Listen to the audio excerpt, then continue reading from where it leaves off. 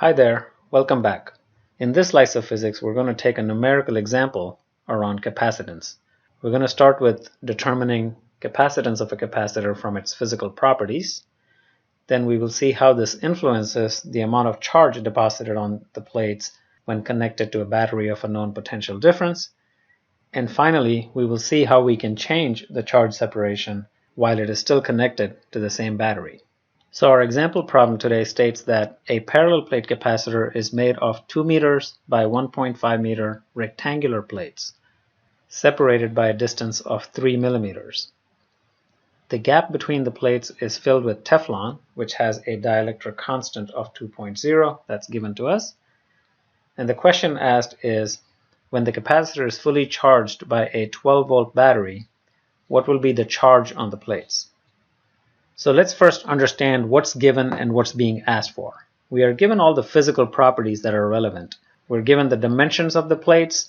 That helps us figure out the area of the plates. We've been given the distance between the plates and the dielectric constant of the material that fills the gap between the plates. Knowing those physical properties, we can figure out the capacitance of this capacitor.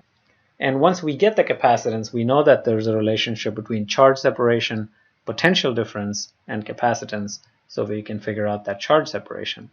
And by the way, when a capacitor is fully charged using a 12-volt battery, the potential difference across the plates of the capacitor will also reach 12 volts. So as always, let's start with a picture. Here are my rectangular plates. I'm showing it in 3D so that I can show the separation between the plates as well. So we got two rectangular plates. They measure 2 meters by 1.5 meter, and the distance between the plates is given as 3 millimeters. And it's also specified that this gap here is filled with Teflon, which has a dielectric constant, kappa, of 2.0.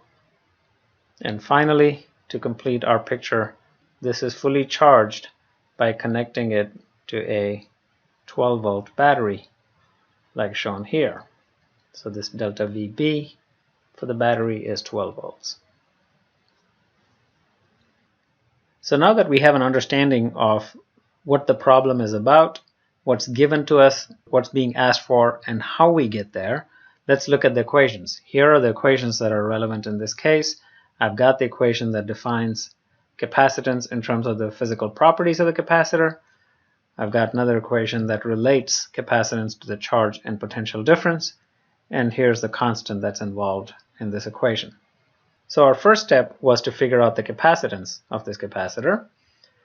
So let's use this equation. Capacitance equals kappa, the dielectric constant of the material between the plates, times this universal constant epsilon naught, times the area of each plate divided by the distance between the plates. I know all of these values, so let me set it up. Kappa in this case is 2.0. Epsilon naught is this universal constant. It's always 8.85 times 10 to the negative 12 in those SI units. The area of the rectangular plates would be length times width, so that would be 2.0 times 1.5 in SI units again. And the distance between the plates is 3 millimeters, which when I convert it to SI units of meters would be 3 times 10 to the negative 3 meters. And as we saw in a previous video, when we have all the inputs in SI units, we will get the capacitance in the units of farads, which was also coulomb over volt. So if you do this work in your calculator, you'll find that the capacitance comes out to be 1.77 times 10 to the negative 8 farad. And in our two significant digits, I'm going to round that to 1.8 times 10 to the negative 8 farad. And if you want to write this in a more consistent way using unit prefixes, we can write this as 18 times 10 to the negative 9 farad, which would become 18 nanofarad. The question asked us for the charge deposited on the plates. And the reason we found this capacitance is that we can now use the second relationship. Since we now know the capacitance and we know the potential difference between the plates, we can figure out the charge. Now this delta VC, potential difference across the plates of the parallel plate capacitor, will become equal to the delta VB, the potential difference of the battery, when the capacitor is fully charged. The battery will keep working until that potential difference is obtained and then equilibrium is reached. So that's 12 volts. And for the intermediate steps, I'm going to use a higher degree of precision. So I'm going to say 1.77 times 10 to the minus 8 farad times 12 volt for potential difference. And that gives me a charge of 2.1 times 10 to the negative 7 coulomb, which I could write in more conventional units as 0.21 microcoulomb. And there's our answer to the question we started with. Okay, I've cleared up the details of that work and summarized our answers over here. I had a capacitance of 18 nanofarads for this capacitor, and the charge deposited on each plate was 0.21 microcoulomb. So the way this battery is connected, you can see that I've got the positive end over here and negative end over here. So this bottom plate will end up with a charge of plus 0.21 microcoulomb, and the top plate will end up with a charge of negative 0.21 microcoulomb. So negative charges here and positive charges here. And now I'm ready to tackle this additional question. So now it says that I want to use the same battery, but we wish to deposit twice the charge as above on each plate. So rather than 0.21 microcoulombs, we want to put 0.42 microcoulombs. Why might we want to do that? Well, maybe we want a bigger pop when we use this capacitor. So if we use it for a camera flash or any other application, we just want more charge to flow through our device when we use the capacitor. And it's asking how we can do that by one of two methods. How could we do that by changing the material between the plates, so taking the Teflon out and putting something else in, or by changing the distance between the plates. So let's tackle these one at a time. So back to our relationships, we've got Q equals C times delta VC. And our first case that we already solved before, I'm going to call it the scenario 1. So Q1 equals C1 times delta VC. And the scenario we want to go to is twice the charge, so we'll call that Q2 equals C2 times delta VC. Now I did not put a 1 or 2 subscript on delta VC because it is the same battery. So when I use the same 12 volt battery, the potential difference across the plates of the capacitor when it's fully charged will also be 12 volts. So that does not change in the scenario. So if I take this second equation and divide it by the first equation over here, I would end up getting Q2 divided by Q1 on the left hand side. And for the right hand side, I would get C2 times delta VC divided by C1 times delta VC. And since it's the same delta VC in both cases, I can cancel that out. So this simply gives me a relationship that Q2 over Q1 equals C2 over C1. By the way, if you're confused about this technique of dividing equations, let me simply point out that Q2 equals C2 times delta VC. That comes from this equation too. So the numerators on both sides are equal to each other.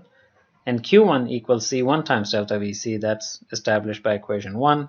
So the denominators on both sides are also equal to each other. And when you have numerators equal and denominators equal, the fractions also have to equal.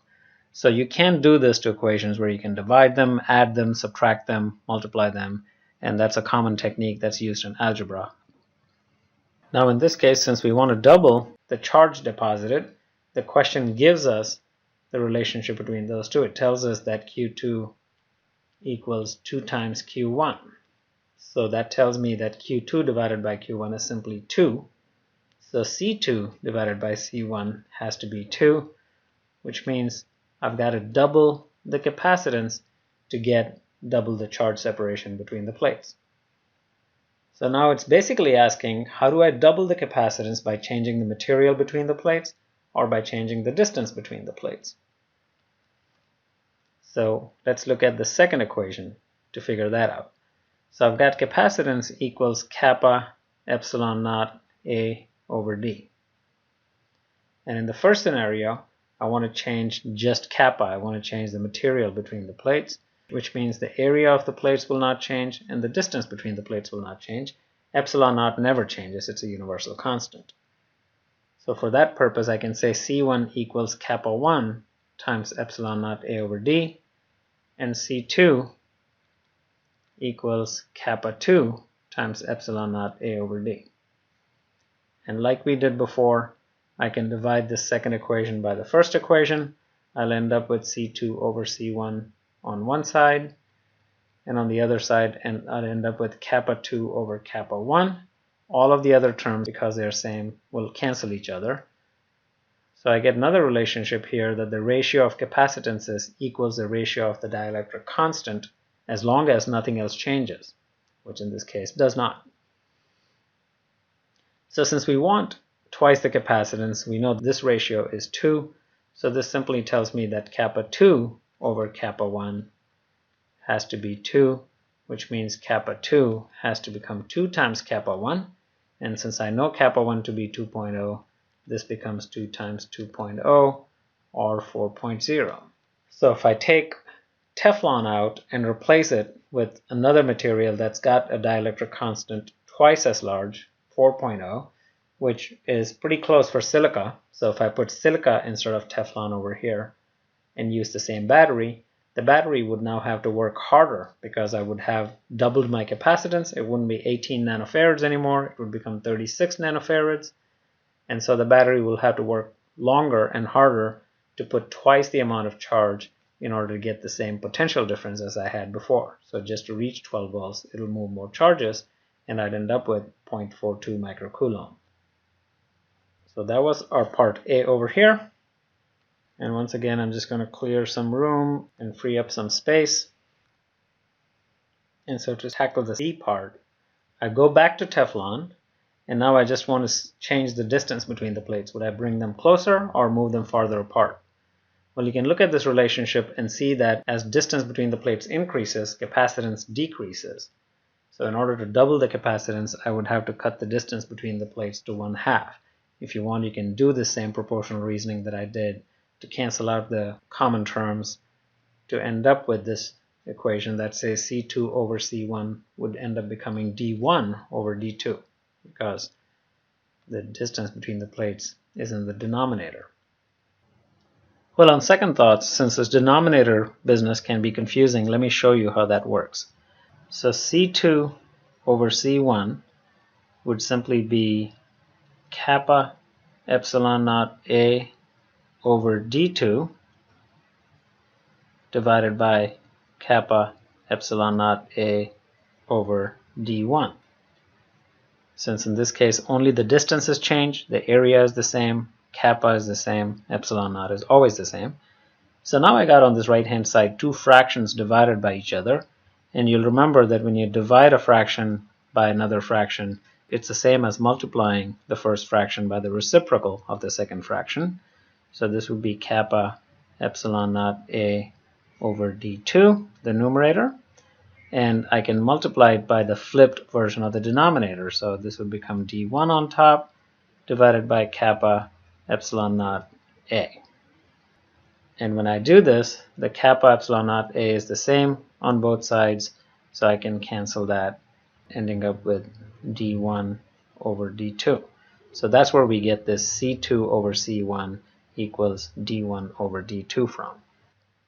So now, because C2 over C1 is 2, my D1 over D2 would have to be 2, which for D2, the new distance, gives me D1 divided by 2.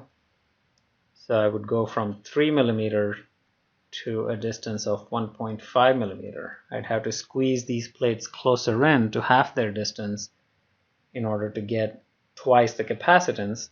And once I get twice the capacitance, the battery will work harder to put twice the charge on each plate for the same potential difference of 12 volts. By the way, this technique of proportional reasoning that I used in this problem is very useful in physics and science in general. I did not even have to worry about what the area of the plates are, and I didn't even have to worry about what the value of epsilon naught is. By simply saying that if they are the same, they don't affect the situation, I was able to do some proportional reasoning to figure out how the dielectric constant would have to change to achieve a certain charge separation and how the distances would have to change to achieve a certain charge separation. And this technique is worth spending some time to understanding because it can save you a lot of work in many situations where otherwise you'd be worrying about factors that you don't really care about for your given problem. In this slice of physics, we tackled a numerical example dealing with capacitance.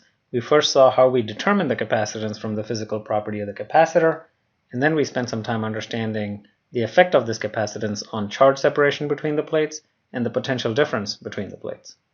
Thanks, and I'll see you later.